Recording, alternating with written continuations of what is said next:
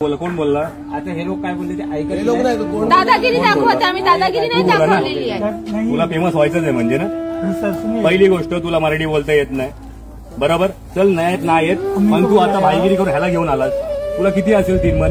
आता लक्षात ठेव तुला फेमस तर करणार आणि तुला या जॉब पासून तर जावं तर लागणार. आणि तुम्ही छत्रपतीला मान आहे ना इकडे देत नाहीत ना.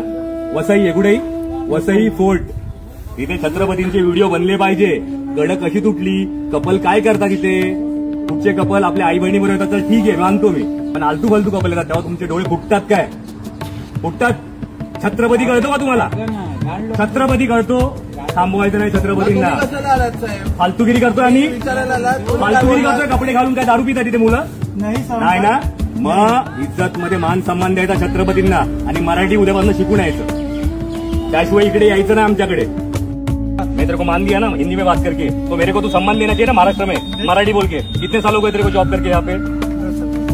कितने साल हो गए? हाँ मराठी क्यों नहीं सीखा? मराठी का नाही येत तुला? कधी शिकणार? कधी शिकणार मराठी? हा नाव दाखव जरा. ब्रिजेश कुमार गुप्ता.